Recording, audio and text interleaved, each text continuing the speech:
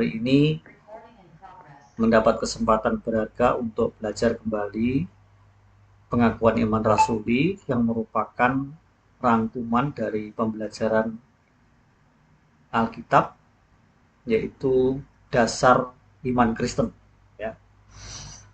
Uh, saya akan mulai hari ini dengan slide yang pertama sampai terakhir. Itu ada 15 slide. Dan saya berharap di sesi 5 ini selesai.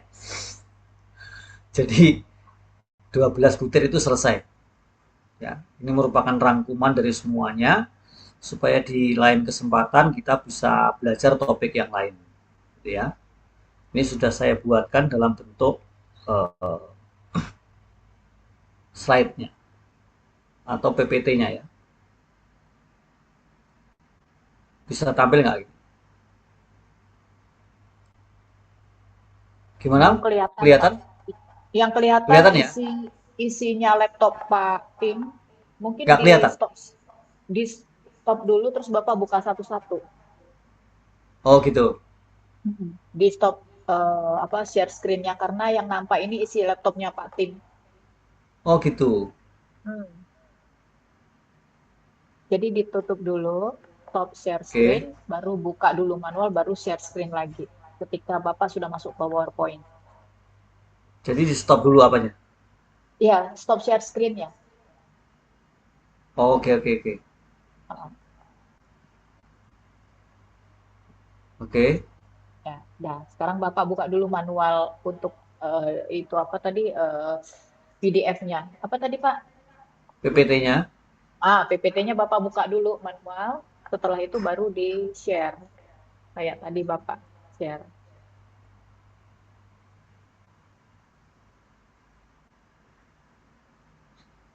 Ya, Kelihatan ya? ini baru nampak ya Pak. Oke, baik. Saya pakai slideshow mungkin supaya jelas.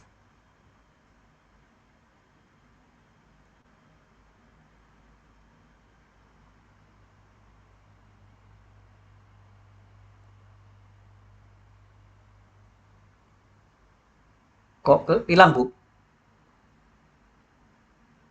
Enggak Pak, ini nampak ini anatomi Kenapa? pengakuan iman rasuli. Bentar. Dari saya kok hilang. Bentar, saya stop dulu ya. Ya. Kayaknya hilang dari saya.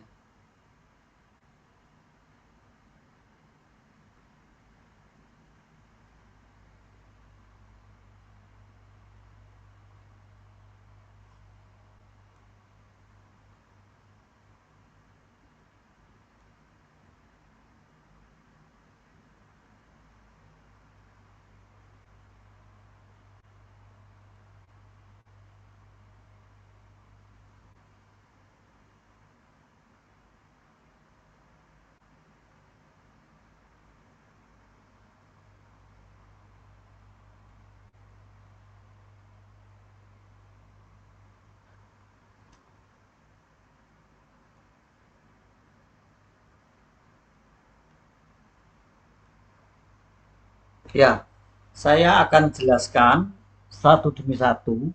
Ini hanya ada 14 slide ya, yaitu anatomi pengakuan iman rasuli, membedah makna teologis 12 butir kredo dalam tradisi dan liturgi reform. Jadi, pengakuan iman rasuli itu sebenarnya sudah ada sejak gereja mula-mula, tetapi yang melestarikan eh, pengakuan iman rasuli di dalam liturgi gereja itu adalah aliran-aliran gereja reformasi, gitu ya. Seperti contohnya HKBP, GKI, GPIB, GRII dan sebagainya. Ya, itu biasanya. Nah, kita coba akan lihat satu persatu. Nah, ini. Ini kok nggak nampak ya sini. Oke, di slide show nggak nampak. Baik. Apakah cukup jelas Ibu sekalian? Jelas Pak, kelihatan. Jelas, oke. Jadi pengakuan iman rasuli yang diucapkan setiap ibadah itu lebih daripada sebuah liturgi atau rutinitas. Mengapa kita berdiri dan mengucapkan kredo ini setiap hari Minggu. Yang pertama bukan mantra. Kredo bukanlah sekedar hafalan kosong tanpa makna. Kemudian yang berikutnya merupakan sumpah setia. Ya, sikap berdiri tegak melambangkan deklarasi kesetiaan prajurit Kristus kepada Sang Raja. Nah, kemudian jangkar pengharapan.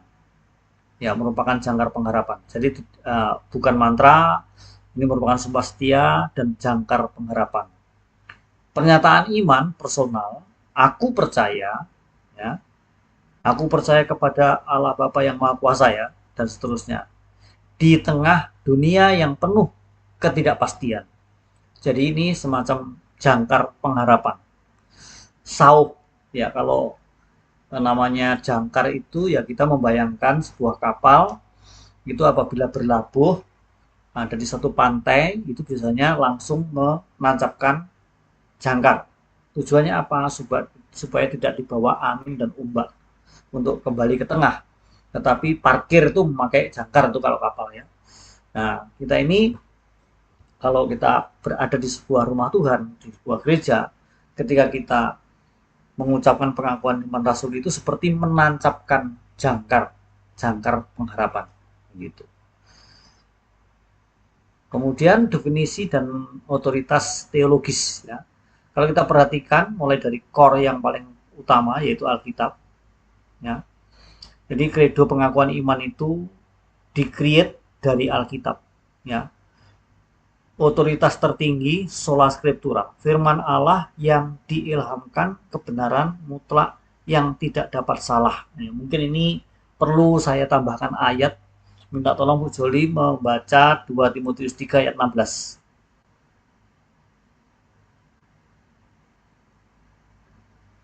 2 Timotius 3 ayat 16.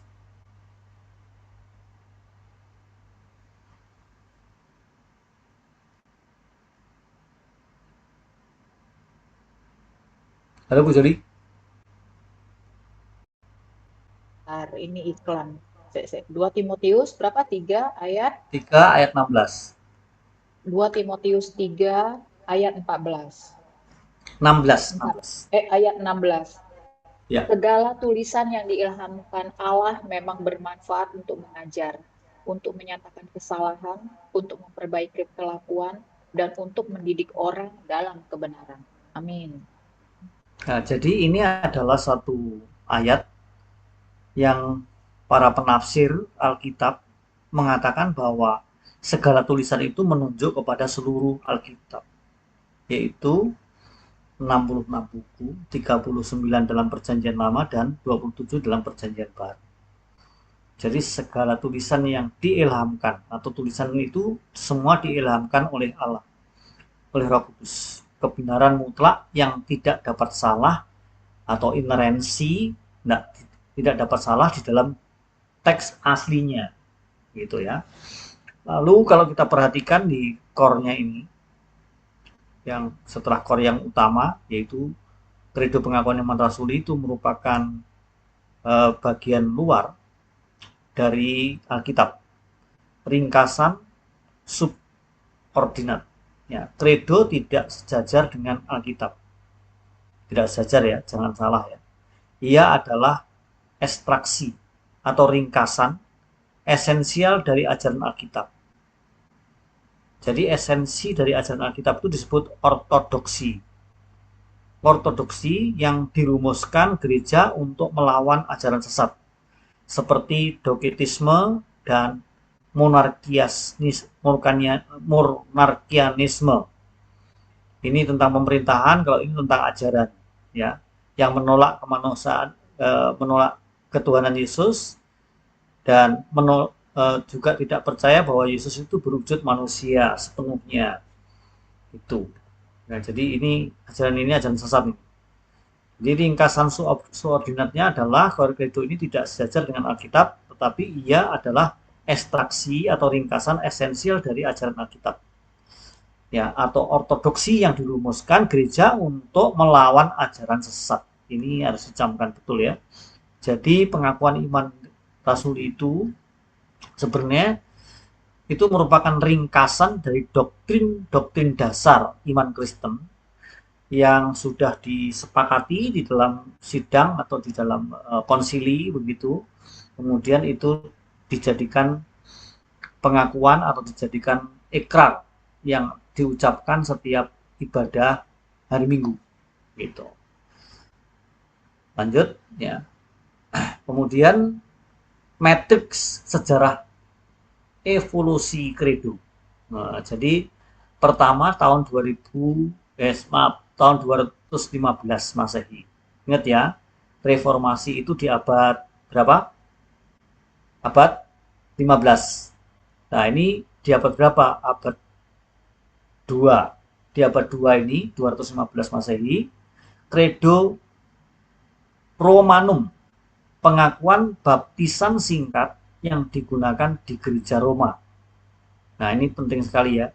Jadi di tahun ini ya 215 Masehi ini pengakuan iman rasul itu sudah solid ya, dan itu diucapkan sebagai pengakuan baptisan singkat yang digunakan di gereja Roma. Ingat gereja Roma itu Basilia ya, jadi ini belum ada penyimpangan, belum ada yang namanya skisma atau perpecahan, belum ada ya. Perpecahan itu terjadi pada tahun 451 gitu ya. Dan ini juga belum ada perpecahan, ingat nih. 340 sampai 390 Masehi. Nah, Marcellus dan Rufinus, ini nama seseorang, penambahan sisipan kristologis secara spesifik untuk merespons dan menolak berbagai ajaran sesat yang bermunculan. Jadi di dalam sidang itu orang-orang tertentu menyuarakan supaya menambahkan sisipan kristologis gitu ya. Contohnya aku percaya kepada Allah Bapa yang Maha Kuasa, kemudian berikutnya adalah ini, dan kepada Yesus Kristus anaknya yang tunggal Tuhan kita. Jadi di situ menjelaskan bahwa Yesus pada hakikatnya adalah Allahnya sendiri yang menjadi manusia. Di dalam diri Yesus ada dua tabiat, yaitu tabiat Allah sepenuhnya dan sepenuhnya manusia. Itu yang disisipkan di dalam sidang yang terjadi di tahun ini ya.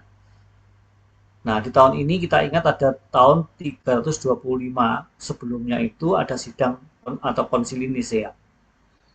Gitu. Kemudian abad 6 sampai abad 7 Masehi. Nah, di sini kita ingat ya, abad 6 sampai abad 7 Masehi ini Islam baru muncul ya. Nah, ini adalah simbolum apostolorum. Ini istilah Latin ya. Bentuk final 12 butir yang utuh dan tersebar luas ke seluruh gereja Eropa dan dunia. Jadi di abad ini pengakuan iman rasul itu sudah mulai berkembang dan tersebar di gereja Eropa dan dunia. Nah, kalau Islam juga mengucapkan apa namanya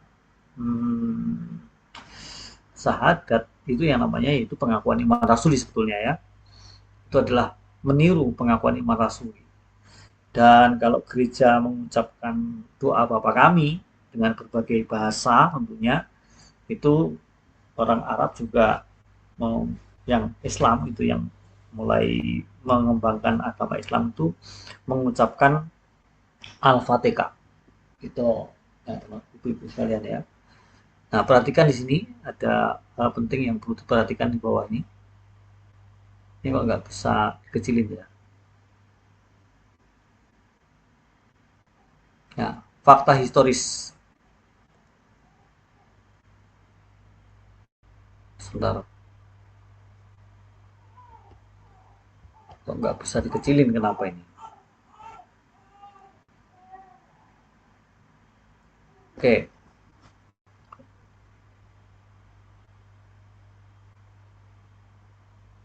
Ini nggak bisa kebaca. Kebaca kalau di kita, Pak. Bapak tinggal next saja. Ya, coba dibaca, Bu. Ini Fakta yang di historisnya. sini masih matriks sejarah evolusi kredo aja, fakta historis. Kredo ini tidak ditulis langsung oleh 12 rasul. Satu orang satu kalimat, melainkan merangkum doktrin rasuli secara organik dari masa patristik. Nah, ini penting, ini penting. Jadi ada tafsir atau ada semacam hipotesis gitu, hipotesis itu bahasa ilmiah ya, bahwa pengakuan yang merasul 12 butir ini adalah rangkuman dari setiap murid atau setiap rasul itu mengucapkan satu pengakuan lalu dirangkumkan. Enggak, bukan itu ya. Tetapi ini adalah satu kalimat yang dirangkum dari tradisi para rasul ya, yang mengucapkan bukan satu demi satu tapi mengucapkan secara uh, secara spontan pada waktu ditanya oleh Yesus. Contohnya kayak Petrus yang ditanya, menurut kamu aku ini siapa? Engkau lah Mesias anak Allah. Ya, seperti itu kemudian dirumuskan di dalam bentuk kalimat yang lebih panjang gitu maksudnya. Oke, kemudian berikutnya arsitektur fundamental, sintesis Tritunggal. Mengutip Katekismus Heidelberg pada halaman 23, ke-12 butir bukanlah daftar acak, melainkan terbagi dalam struktur trinitas yang logis. Pilar pertama yaitu Allah Bapa. Ya, jadi pilar pertama Allah Bapa berkaitan dengan hakikat Allah dan karya penciptaan. Ini terdapat di butir pertama. Aku percaya kepada Allah Bapa ini ya. Kemudian pilar kedua anak Allah. Ya, bukan butir ya ini pilar ya. Berkaitan dengan pribadi Kristus dan karya penebusan. Ini butir 2 sampai butir 7. Ini pilar yang kedua. Pilar yang ketiga Allah Roh Kudus berkaitan dengan karya pengudusan dan gereja. Butir 8 sampai butir 12. Ya. Sampai di sini cukup jelas Ibu-ibu sekalian? Apa ada istilah-istilah yang saya ucapkan yang tidak dimengerti? Nah, nanti kita bisa tanya ya, nggak ngerti ya. Kemudian ini pilar 1, Sang Kalik. Aku percaya kepada Allah Bapa yang Maha Kuasa, Kalik langit dan bumi. Ini hubungan pribadi, menunjukkan relasi kasih dan pemeliharaan Allah secara aktif. Bukan ilah yang tak dapat dijangkau. Ini yang pertama. Dari pilar yang pertama dan butir yang pertama. Ya. Kemudian kedaulatan absolut. Memegang kendali penuh atas sejarah dan alam semesta. Ini yang dimaksudkan adalah Allah Bapa ya. Kemudian menolak materialisme. Ini satu paham ya. Materialisme itu kalau namanya isme itu sudah satu paham atau ideologi ya. Menolak materialisme. Menegaskan bahwa asal mula alam semesta adalah kehendak Allah, bukan proses materi yang kebetulan. Jadi Allah ada, keberadaan Allah itu di luar ciptaan. Nah, kalau paham-paham agama-agama yang lain biasanya itu Allah di dalam ciptaan sehingga diidentikan antara alam semesta dengan Allah. Jadi sebelum ada alam semesta, Allah sudah ada. Jadi Allah itu berada di luar ciptaan, gitu ya. Menolak materialisme, menegaskan bahwa asal mula alam semesta adalah kehendak Allah, bukan proses materi yang kebetulan. Oke. Kemudian pilar kedua, identitas sang anak, yaitu fase inkarnasi. Inkarnasi itu adalah penjelmaan ya. Jadi firman yang menjadi manusia itu maksudnya. Nah, keilahian dan kemanusiaan ini adalah dwinatur Kristus. Atau di dalam diri Yesus itu ada dua tabiat. Keilahian dan kepada Yesus Kristus anaknya yang tunggal, Tuhan kita. Maknanya klaim keilahian eksklusif dan ketuhanan mutlak. Eksklusif ini tertutup. Eksklusif ini bisa disebut rahasia. Rahasia di dalam diri Yesus itu adalah klaim keilahian tertutup dan ketuhanan yang mutlak atau absolut. Ya. Kemudian kemanusiaannya yang dikandung dari Roh Kudus, lahir dari anak darah Maria. Maknanya, klaim kemanusiaan sejati tanpa dosa bawaan. Membantah telak bidat kuno yang menolak Yesus benar-benar berwujud fisik manusia. Dogmatisme tadi loh. Ya, kita jadi menolak maknanya adalah klaim kemanusiaan sejati tanpa dosa bawaan. Membantah sekaligus ini membantah secara telak bidat kuno yang menolak Yesus benar-benar berwujud fisik manusia. Itu nanti kalau nggak ngerti bisa ditanyakan. Oke, sekarang pilar kedua, Mas Yan. Karya penebusan, fase kehinaan. Penderitaan di bawah pemerintahan Pontius Pilatus, disalibkan, mati, dan dikuburkan, turun ke dalam kerajaan maut. Kita memperhatikannya dari sini ya, dari sini. Ya. Secara historitas atau secara sejarah, Pontius Pilatus membuktikan iman Kristen berakar pada sejarah yang nyata, bukan mitos. Sekali lagi, bukan mitos, tetapi sejarah yang nyata.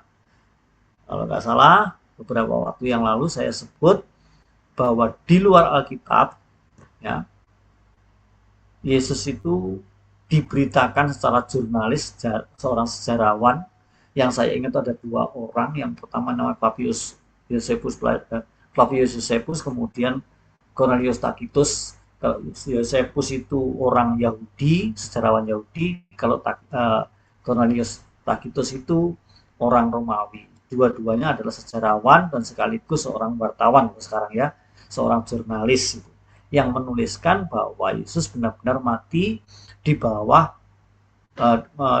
disalibkan, mati dan dikuburkan. Itu di bawah prokuros atau seorang kurator gitu ya. Kurator, yaitu seorang kurator itu seperti seorang yang bisa membuat eksekusi itu maksudnya ya. Bahwa Pontius Pilatus membuktikan iman Kristen berakar pada sejarah yang nyata, bukan mitos. Kemudian penebusan fisik, disalibkan dan mati. Lalu penebusan jiwa, Tuhan turun ke dalam kerajaan maut. Dalam teologi reform atau Calvin dan Lindenberg, ya, itu adalah satu katekismus yang membuat katekismus dari Belanda. Ini dimaknai sebagai penderitaan neraka dan murka Allah yang ditanggung oleh Kristus secara total di atas kayu salib. Kemudian fase berikutnya masih pilar kedua, yaitu kemenangan mutlak. Ini seperti anti klimaks. Mulai dari sini, kebangkitan, butir kelima. Pada hari yang ketiga bangkit pula dari antara orang mati. Bukti, nah ini satu-satu ya. Pada hari yang ketiga bangkit pula. Bukti kemenangan definitif atas maut dan dosa. Ya, perhatikan. Yang kedua, kenaikan atau butir 6A. Naik ke surga. Kemudian yang berikutnya, otoritas itu butir ke 6B. Duduk di sebelah kanan Allah Bapa. Jadi, tinjauan dogmatis HKBP. Nah, HKBP ini Huria Kristen Batak Protestan ya, yang merupakan awal-awal gereja di Indonesia itu oleh seorang yang bernama Nomensen, itu adalah yang pendirinya HKBP gitu ya. Nah, konsep sebelah kanan Allah melambangkan otoritas kasih karunia yang mutlak, penyertaannya atas sejarah dan posisinya sebagai imam besar atau pengantara, bukan penaklukan melalui tangan kiri atau kekuasaan duniawi. Jadi penaklukannya adalah berdasarkan keimamannya. Jadi ini maksudnya adalah konsep dari istilah sebelah kanan Allah. Jadi Yesus sebagai juru syafaat, Yesus sebagai imam pengantara satu-satunya, itu maksudnya.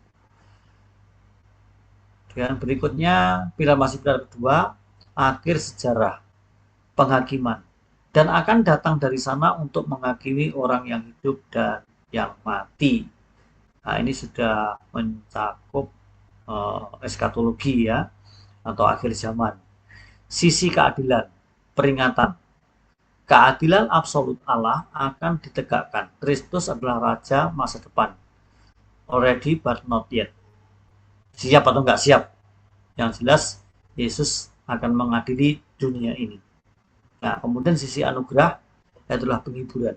Orang percaya tidak perlu gentar karena hakim yang akan datang adalah juru selamat yang sama, yang telah menyerahkan nyawanya untuk menebus mereka.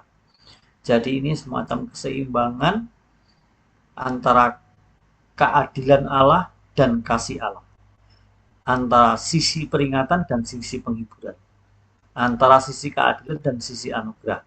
Di Alkitab itu selalu ada dua sisi ini yang harus dijaga keseimbangannya. Itulah sebabnya kenapa orang Kristen itu tidak boleh hidup di dalam dosa. Jatuh dalam dosa mungkin masih bisa terjadi, tetapi hidup dalam dosa tidak bisa. Apa yang berasal dari Allah, yang lahir dari Allah itu tidak berbuat dosa lagi. Itu maksudnya adalah tidak bisa hidup dalam dosa. Nah, kemudian pilar ketiga, sang penghibur ini berbicara tentang Roh Kudus. Aku percaya kepada Roh Kudus. Nah, yang pertama, kesetaraan ilahi. Afirmasi bahwa Roh Kudus adalah oknum Allah Tritunggal, setara secara esensi dengan Bapa dan Anak. Dan nanti kalau mau tanya yang panjang lebar bisa kita jelaskan melalui sesi Allah Tritunggal ya. Kemudian yang kedua, kehadiran permanen. Sang penolong yang dijanjikan untuk menyertai jemaat selama-lamanya. Jadi yang menyertai jemaat selama-lamanya itu ya Roh Kudus. Roh Kudus yang berdiam atau tinggal dimeteraikan di dalam hati kita. Kemudian aplikator penebusan. Jadi aplikator penebusan itu adalah Roh Kudus, gitu. Yang artinya yang melaksanakan, gitu ya, di segala abad. Karena Yesus sudah selesai melakukannya di atas kayu salib. Ya. Roh Kudus yang secara aktif mengaplikasikan karya keselamatan Kristus ke dalam hati orang percaya. Jadi kalau bukan Bapa yang menarik orang percaya, orang itu nggak mungkin bisa percaya. Yang menarik manusia yang berdosa ini nggak mungkin bisa percaya. Kalau bukan Roh Kudus yang menginsafkan kita, kita tidak mungkin bisa percaya. Jadi Roh Kudus benar-benar adalah pribadi sebagai aplikator penebusan. Gitu ya. Nanti kalau nggak ngerti bisa ditanyakan. Kemudian masih pilar ketiga yaitu komunitas penebusan. Butir 9, gereja yang kudus dan am. Perhatikan, gereja yang kudus dan am ini atau Katolik ya. Jadi istilah Katolik itu sebenarnya adalah kudus dan am ya pengertiannya. Am Katolik berarti universal. Gereja tidak dibatasi oleh ruang, waktu, geografi, atau denominasi. Ini adalah persekutuan orang kudus yang membentuk satu tubuh Kristus lintas zaman.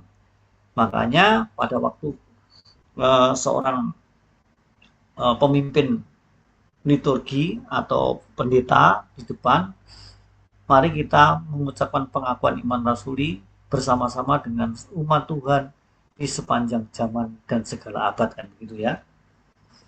Lalu butir ke-10, pengampunan dosa. Satu-satunya dasar yang memungkinkan berdirinya persekutuan ini. Jadi pengampunan dosa itu sangat pilar yang sangat penting atau butir yang sangat penting. Tanpa anugerah pengampunan dari Allah, gereja tidak mungkin ada. Dan bahkan kitab Ibrani menjelaskan tanpa pencurahan darah tidak ada pengampunan dosa. Jadi pusatnya adalah Kristus. Jadi ada eklesiologi di sini, gereja yang kudus dan am, kemudian ada pengampunan dosa. Berikutnya, masih pilar ketiga, eskatologi dan harapan akhir. Butir 11, kebangkitan daging. Perhatikan. Jadi percaya kepada kebangkitan daging, menolak filsafat gnostik yang menganggap materi atau tubuh itu jahat. Ya, yang kemudian mengajarkan sebuah eskese atau menyiksa diri. Karena dianggap tubuh ini jahat. Tetapi menurut Alkitab tidak. Tubuh itu adalah poema, yaitu puisinya Allah. Tubuh itu adalah satu keindahan yang harus dirawat kesehatannya. Begitu ya. Keselamatan Kristen merestorasi dan menebus tubuh fisik menjadi tubuh kemuliaan yang tak binasa. Ini pengharapan yang ada pada setiap orang percaya. Lalu butir ke-12, hidup yang kekal. Destinasi atau tujuan akhir destinasi akhir dari perjalanan iman, bersekutu secara abadi, ya, secara kekal selama-lamanya, dan sempurna dengan Allah Tritunggal. Jadi tujuan akhir dari iman Kristen adalah bersekutu secara abadi dengan dan sempurna dengan Allah Tritunggal, Bapa, Putra, dan Roh Kudus. Signifikasi credo di masa kini. Signifikan maksudnya ya. Jadi relevansinya juga bisa disebut relevansi, bisa disebut signifikansinya. Yang pertama adalah benteng apologetika. Menjadi parameter pengajaran yang sehat untuk memfilter ajaran sesat dan teologi modern yang menyimpang. Kemudian di sisi lain, pemersatu oikumenis, mengikat gereja-gereja beraliran sehat, gereja-gereja beraliran sehat bukan beraliran sesat, di seluruh dunia dengan satu fondasi ortodoksi yang historis. Ortodoksi berbicara doktrinalnya, historis berbicara sejarahnya. Oke, ini nggak bisa dilihat ini. Kurikulum pembinaan menjadi kurikulum pembinaan. Bahkan di dalam katekismus itu ada yang namanya kurikulum, dan kurikulumnya yaitu salah satunya adalah pengakuan iman rasuli. Dari 12 butir itu, 3 pilar dan 12 butir itu bisa menjadi kurikulum pembinaan atau mendidik jemaat atau pendidikan iman jemaat. Katekisasi CD, mendidik iman jemaat dan seterusnya. Ya, untuk menerima sebelum mereka menerima peneguhan, dan peneguhan itu diwujudkan dalam bentuk baptisan air. Jadi gereja-gereja yang masih ortodoks, yang masih memelihara ortodoksi ini, biasanya seorang sebelum dibaptis itu harus mengikuti katekisasi dulu dengan kurikulum pengakuan iman rasul. Amin. Yang terakhir kan kata amin toh. Nah, setiap kali kita mengucapkan aku percaya, kita tidak sedang berbicara sendirian. Kita sedang menyatukan suara dengan jutaan orang kudus sepanjang abad. Menyatakan satu kebenaran dalam satu tubuh, menyembah satu Allah Tritunggal. Puji Tuhan, saya sudah menyampaikan apa yang sudah saya tulis di PowerPoint ini, dan nanti ibu-ibu sekalian bisa menerima dalam bentuk PDF ya. Nanti saya kirimkan ke Bu Juli. Ya, saya sampai di sini. Mari kita berdoa lebih dahulu sebelum kita masuk ke dalam diskusi lebih dalam. Mari kita berdoa. Bapa Surgawi, kami mengucap syukur dan terima kasih karena apa yang dipaparkan di dalam PowerPoint ini sesungguhnya merupakan saripati atau intisari dari pengajaran Alkitab yang sudah dirangkumkan di dalam bentuk pengakuan iman rasuli atau kredo. Kiranya Tuhan terus menolong kami untuk kami mengikuti apa yang sedang terjadi, yang berkembang saat ini. Tapi bukan hanya mengikuti, tapi kami mempunyai pemikiran dan bahkan mengetahui dasarnya, supaya kami tidak menjadi orang-orang Kristen yang ikut-ikutan, tetapi mempunyai basic yang kuat, yaitu pengakuan iman rasuli. Kiranya Tuhan memberkati pertemuan ini dengan diskusi lanjutan. Dalam nama Tuhan Yesus Kristus kami berdoa. Amin. Amin. Oke, saya screen-nya. Ya, Nanti yang saya berikan bukan teks ya, ya, saya nggak ya, jadi. Pak. Yang saya berikan dalam bentuk PowerPoint saja supaya lebih mudah PowerPoint. dibaca. Ya. Baik, terima kasih Pak Tim ya, luar biasa Ibu-Ibu ya. Saya merasa bahwa sebenarnya penjelasan yang ini kok jadi lebih jelas ya. Apa tadi ya? Pilar 3, ada 3 pilar dan ada 12 butir ya Pak ya, pengakuan iman Betul, rasuli itu ya berarti ya. betul. Iya, Jadi tadi dari penjelasan Pak Tim itu akhirnya kita memahami sebenarnya kenapa sih kita itu perlu mendeklarasikan pengakuan iman rasuli, tadi sudah dijelaskan ya. Jadi ada alasan di balik itu. Nah, sayangnya sebenarnya kalau saya lihat ya, mungkin saya mencermin di tempat saya berjemaat aja. Itu tidak dijelaskan gitu loh. Kenapa sih kita harus memperkatakan ini gitu ya? Tadi itu sudah jelas. Atau mungkin saya yang tidak tahu, tapi saya mengakui bahwa setiap ibadah itu kami selalu ada pengakuan iman rasuli itu tadi ya.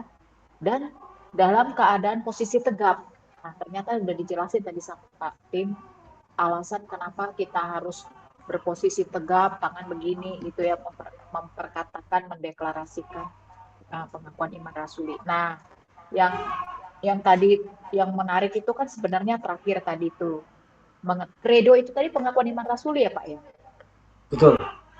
Nah, ada kata-kata benteng apolegika, tapi harus jujur ya, saya nggak tahu nih ibu-ibu. Kalau saya sih ngerasa bahasanya tadi tuh tinggi sekali Pak, saya nggak paham sebenarnya bahasanya tuh apa dengan istilah-istilah yang mungkin istilahnya memang seperti itu gitu. Tapi uh, untuk saya mungkin karena saya bukan latar belakang teologi, jadi saya kurang paham ya bahasa-bahasanya itu untuk saya terlalu tinggi istilah-istilahnya maksud saya ya. Tadi ada kata-kata benteng apolegika. Di situ dikatakan menjadi parameter pengajaran yang sehat untuk memfilter ajaran sesat dan teologi modern yang menyimpang.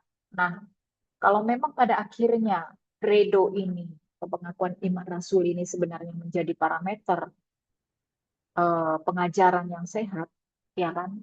Kenyataannya di zaman masa kini tuh banyak itu saya lihat gereja-gereja yang saya masuki gitu ya dari berbagai jenis denominasi, terutama yang non non apa kayak terutama yang non gereja lama gitu ya, itu sepertinya kurang mensosialisasikan mengenai pengakuan iman rasuli ini, Pak. Jadi ya bersyukur kami di sini diberi wawasan ya pentingnya pengakuan iman rasuli itu apa. Walaupun kita tahu tadi bahwa pengakuan iman rasuli itu memang tidak ada di Alkitab kita temukan gitu ya Pak Tim ya. Pak Tim, halo. Seperti itu ya. Jadi eh, tadi kita sudah sama-sama dijelaskan bahwa itu tidak tidak ditemukan di bukan itu kesimpulan salah saya loh, tidak bisa kita temukan di dalam firman Tuhan. Jadi ini semacam kayak deklarasi-deklarasi seperti itu. Gitu ya Pak Tim ya. Ini Pak Tim lagi uh, kalau izin kayak. Nah, dari ibu-ibu sendiri bagaimana? Rasanya yang kali ini lebih jelas ya dibanding sebelumnya gitu. Jadi ada penegasan-penegasan butir per butir ya kalau saya lihat yang 12 butir tadi ini kenapa kita harus siapkan ini maksudnya apa. Terus butir ini menegaskan maksudnya apa seperti itu. Kalau untuk saya yang kali ini yang sesi terakhir ini itu lebih jelas seperti itu. Sambil kita tunggu Pak Tim ya. Jadi kita memang tidak tidak boleh menganggap remeh ya pengakuan iman rasuli itu Sorry karena Bu Joli, saya baru oh, terima telepon. oh ya ya ya nggak apa-apa. Nah itu tadi Gimana Pak gimana Bu? Pak Tim tadi itu yang eh, saya sampaikan ya bahwa mana tadi ya saya sih foto ya karena saya nggak punya slide-nya jadi saya foto supaya saya nggak lupa. Jadi kredo atau pengakuan iman rasul ini memang tidak ada di Alkitab ya Pak ya. Itu itu semacam kata-kata deklarasi kan seperti itu dan dia tidak tidak ada kita temukan di Alkitab pengakuan iman rasul ini. Begitu ya Pak ya. Sebenarnya itu di-create dari Alkitab. Hmm. Seperti slide kedua tadi. Di-create dari Alkitab. Kalau kita telusuri sejarah, itu jangan hanya mulai dari gereja mula-mula, mulai dari perjanjian lama. Di perjanjian lama di ulangan yang ke-6 itu ada istilah Sema Israel. Itu kan pengakuan.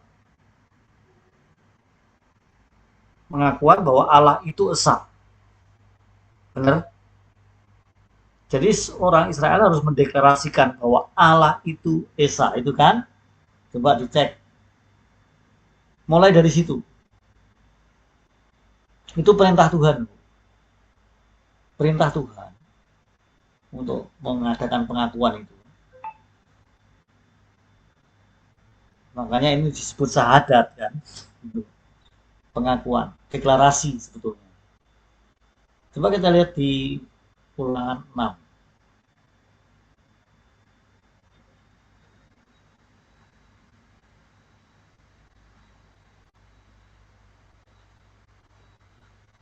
Dengarlah hai orang Israel, Tuhan itu Allah kita. Tuhan itu Esa. Terus kemudian, kasihlah Tuhan Allahmu dengan segenap hatimu, dan dengan segenap jiwamu, dan dengan segenap kekuatanmu, dan seterusnya. Apa yang kuperintahkan kepadamu pada hari ini haruslah engkau perhatikan, dan seterusnya. Nah, jadi Sema Israel, Sema Israel itu adalah pengakuan iman, gitu. Dan itu dimulai dari Sinai loh. Kan Musa itu gini, Musa itu kan punya argumen-argumen loh. Pada waktu dia dipanggil untuk melayani, pertama siapa aku Tuhan? Apa nggak ada orang lain? Gitu. Terus nanti kalau orang tanya siapakah engkau gitu kan? Kemudian Tuhan mengatakan aku adalah aku, ya kan? Itu semua pengakuan. Kemudian setelah itu, nah nanti bagaimana kalau mereka nggak percaya sama aku? Katakan kepada mereka YHWH itu kan, ya dia ada kan gitu kan? Dan itu semua adalah pengakuan. Lalu di dalam perjanjian baru kita kenal dengan ucapan Petrus. Kemudian setelah itu Yesus mengatakan di atas batu karang ini kudirikan jemaatku. Di atas pengakuan. Jadi dalam Alkitab itu ada pengakuan-pengakuan. Menurut kamu siapa aku? Itu kan pengakuan yang pertama dari rasul-rasul kan. Engkau adalah Mesias anak Allah, ya kan? Dan seterusnya dalam perkembangan gereja, rasul-rasul itu membuat formula supaya jemaat bisa mengucapkan secara serempak bareng-bareng semacam ikrar yang tidak bisa dilupakan oleh mereka. Gitu loh. Itu Alkitab sebenarnya. Cuma di pengakuan iman rasul ini lebih lengkap. Itu lebih lengkap. Ada 12 butir itu. Saya bersyukur sekali karena dulu selama bertahun-tahun lamanya saya tidak pernah menghafalkan pengakuan iman rasul. Tapi pada waktu saya jadi guru SMA, Bu, saya kan bingung. Ini ujian prakteknya apa ya? Kan bingung saya. Akhirnya yang dulu guru-guru sebelumnya itu ujian prakteknya membuat homertik, ya belum waktunya kan. Mereka kan nggak ngerti yang namanya hermeneutik, mana mungkin harus homertik gitu. Akhirnya saya sederhanakan, ujian prakteknya adalah hafal pengakuan iman rasul ya. Kalau gurunya nggak hafal kan lucu. Masa muridnya suruh hafal, gurunya nggak hafal. Akhirnya saya menghafalkan pengakuan iman rasul pada waktu jadi guru SMA. Nah kemudian di samping itu mereka juga harus menghafal doa Bapa kami. Jadi kalau kita mau berbangga ya sebenarnya itu yang namanya sahadatnya orang Kristen, pengakuan yang merasuli itu. Dan doa Bapa kami itu biasanya kami di gereja kami itu setiap selesai doa syafaat diakhiri dengan doa Bapa kami. Itu adalah Al-Fatihah. Gitu. Bagus kan? Gitu. Ya, itu sedikit informasi aja Bu mengenai pengakuan iman rasuli, bukan tidak dari Alkitab, justru dari Alkitab. Gitu. Iya, terus tadi kan Bapak terakhir itu ya saya foto Pak karena saya nggak hafal. Eh, mengenai credo, salah satu kan tertulis benteng apologika menjadi parameter pengajaran. Apologetika. Oh, apologetika menjadi parameter pengajaran yang sehat untuk memfilter ajaran sesat dan teologi modern yang menyimpang. Nah, tapi kenyataannya kan kalau saya ini ya, saya kan masuk ya sering masuk juga ke beberapa gereja ya non eh, maksud saya Protestan. gereja yang non Protestan gitu ya. Ya, Malah yang seperti ini saya jarang temukan Pak gitu. Apakah ini mereka menjadikan parameter atau justru mereka tahu tapi mereka tidak membuat ini menjadi satu priority gitu loh untuk menjadi parameter pengajaran yang benar gitu. betul, betul. Jadi kalau kita melihat sejarah, kita kan harus jujur ya dengan sejarah karena sejarah sudah tertoreh. Jadi gereja-gereja yang lahir di abad 19 itu gereja Pantai Kosta bukan Pentakosta ya. Kalau Pentakosta itu lahir di abad pertama. Gitu. Tapi kalau Pantai Kosta, gereja Pantai Kosta itu abad 19 lahirnya. kemudian diteruskan dengan karismatik. Maka ada istilah Pentakosta karismatik, Pantekosta karismatik, begitu Bu. Nah, gereja Pantekosta karismatik itu lahir di abad 19, di mana postmodern, abad postmodern, setelah modern ya, modern itu abad 15 sampai 19. Mulai awal abad akhir abad 19, yaitu di mana gereja gereja Pantekosta dan karismatik lahir itu sudah masuk era postmodern. Apa ciri khas dari postmodern? Ciri khasnya adalah relativisme. Relativisme itu yang mutlak itu nggak ada. Jadi yang namanya kebenaran objektif, narasi besar, yang namanya pengakuan iman itu nggak diakui. Gitu. Bahkan mengkritik Alkitab bahwa Alkitab itu eh, bukanlah gagasan manusia, tetapi bukan gagasan Allah, tetapi merupakan pengalaman religius manusia. Itu kan postmodern. Itu bahaya sekali. Nah, sayangnya orang-orang Pantekosta karismatik tidak pernah mempelajari sejarah. Kalaupun pernah, tidak pernah tuntas. Nah, saya kebetulan belajar. Saya itu juga orang karismatik, tapi saya belajar sejarah. Nah, ternyata di gereja-gereja Pantai Kosta Karismatik itu yang lahir di abad 19 akhir itu tidak menggunakan pengakuan iman rasuli sebagai dasar atau sebagai parameter doktrinal yang ortodoksi, tapi mereka mempunyai tafsir-tafsir yang lebih bebas dan saya bisa menyebutnya dengan istilah liberal. Gitu. Contohnya ketokohan seseorang, tokoh tertentu itu dikultus individukan. Kan gitu ya. Nah, sedangkan dalam pengakuan iman rasuli nggak boleh mengkultus individukan seseorang. Harus Yesus yang menjadi pusat dari kultus individu itu. Gitu. Itu saya kira, Bu. Itu saya mengungkapkan sejarah. Mudah-mudahan nggak ada yang tersinggung di sini ya.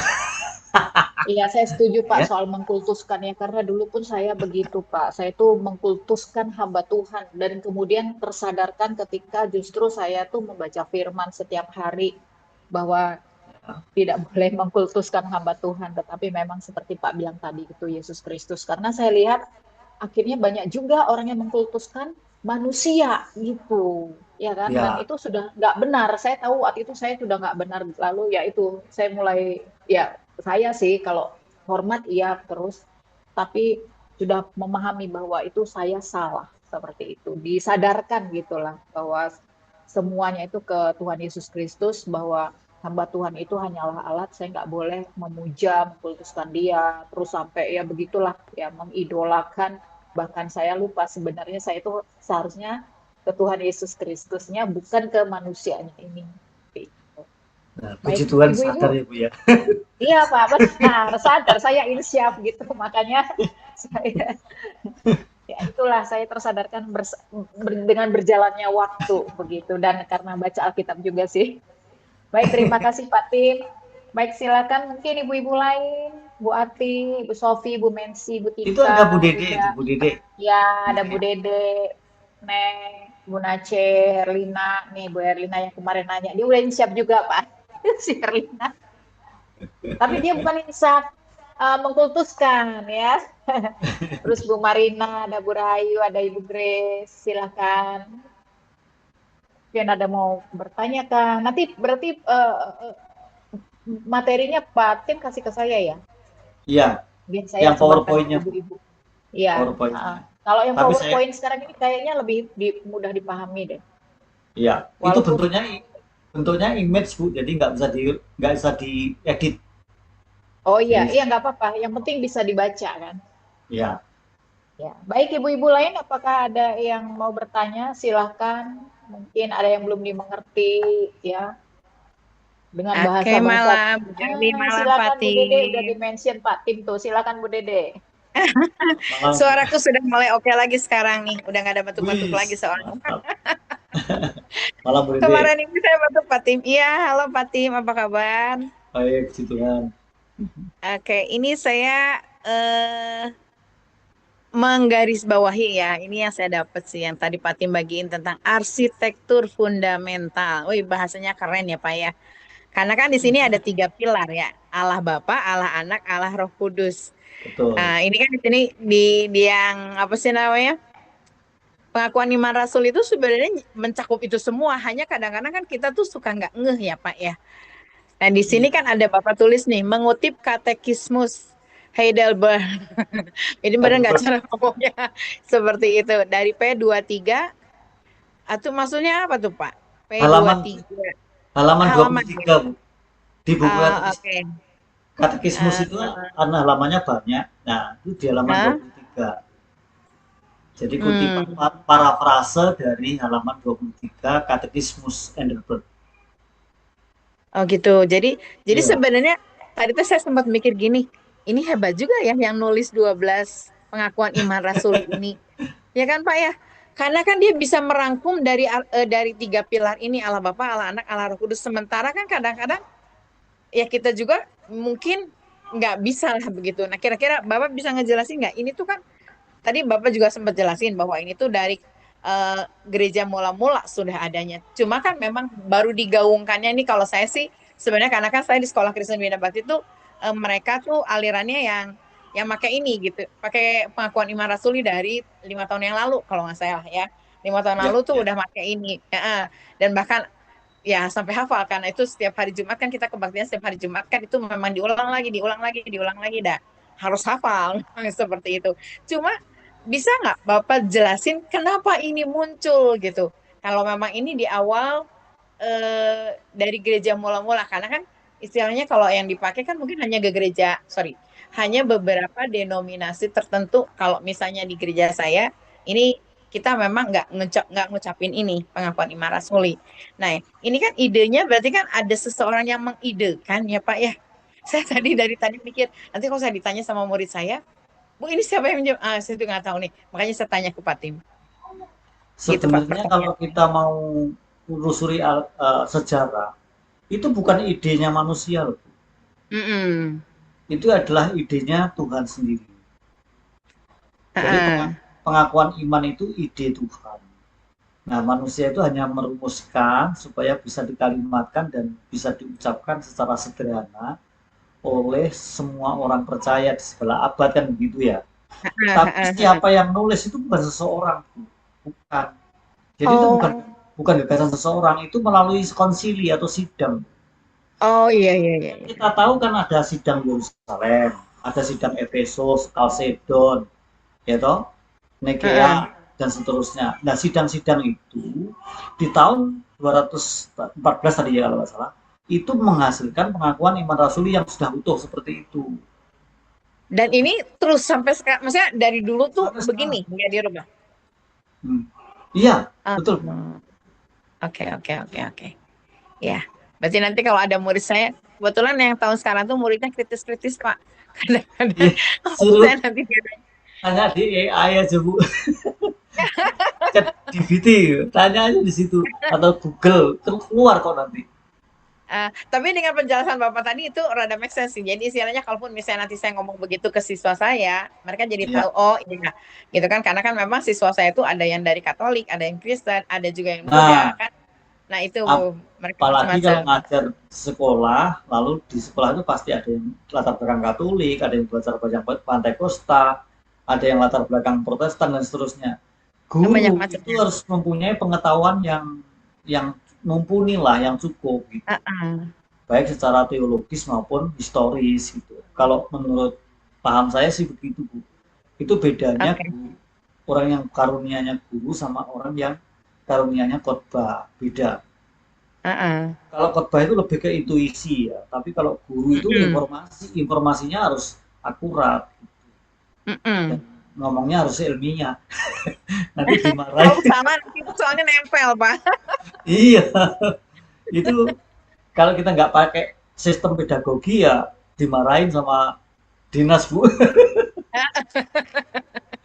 Oke oke, sementara cukup Pak. Ini soalnya nyampe sih kepikiran saya. Oh, berarti begitu ya. Jadi intinya Ya, kenapa kita harus pakai ini ya karena memang itu sudah melalui proses lah ya, melalui proses sidang melalui dan proses sebagainya. panjang.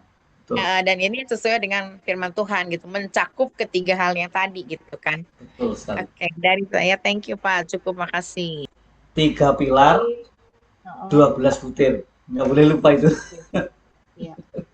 Padahal ini pemersatu oikumenis ya Pak ya. Ekumenis, pemersatu gereja yang disebut gereja AM. Iya. Gereja AM itu gereja Katolik itu. Kita ini Katolik sebetulnya. Hmm. Seandainya kita semua memahami begitu ya, satu sepemikiran, kita ini Waduh, benar-benar satu indah, tubuh banget ya. indah sekali Bu. Kalau Iya. kita ngerti ini. Ya baik, apa ada ibu-ibu lain kah? Mungkin jika ada yang kurang dipahami. Bu Erlina, Erlina sudah tidak bertanya-tanya lagi kepada Pak Tim. Sedang tidak bertanya, Kak.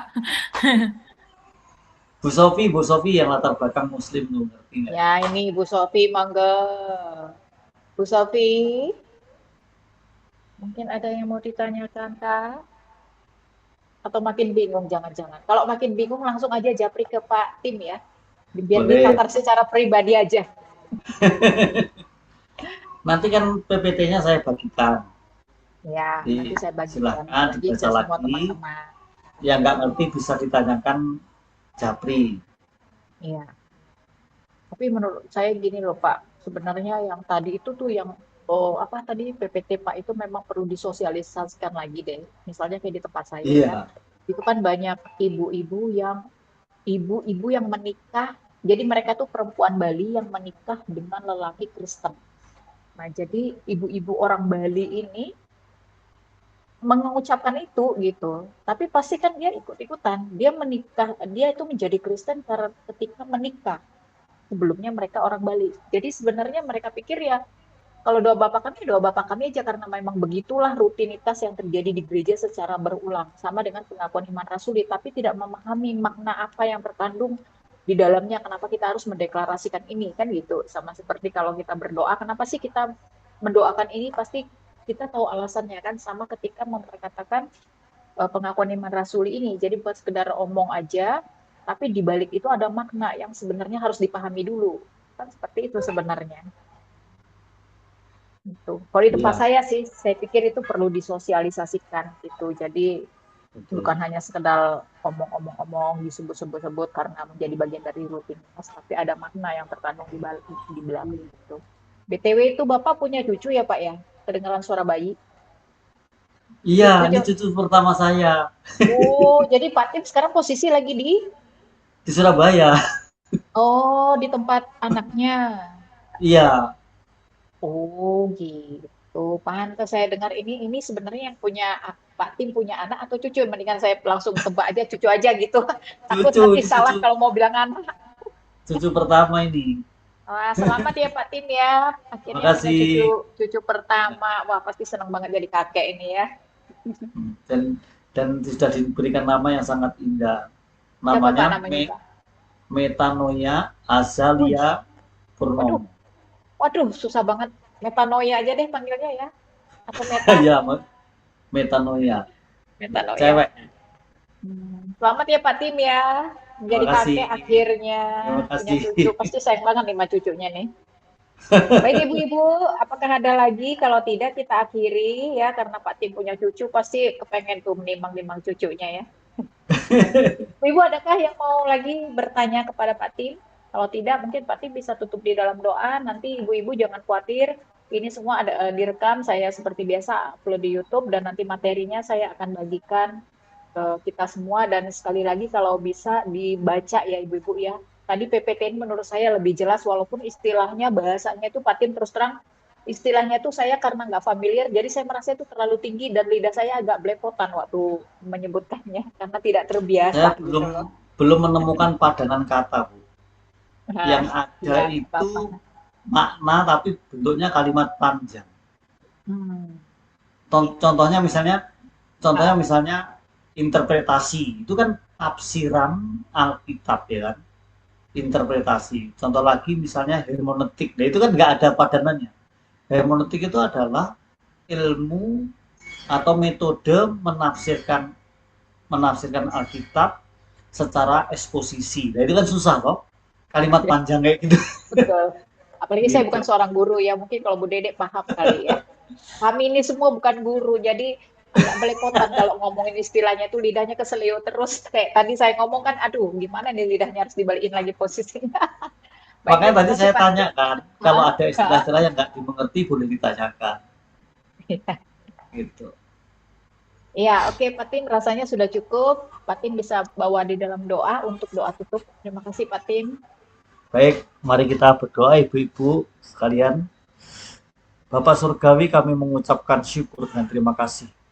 Oleh anugerah-Mu pada malam hari ini kami boleh mendapat kesempatan yang sangat berharga untuk kami belajar kembali firman Tuhan.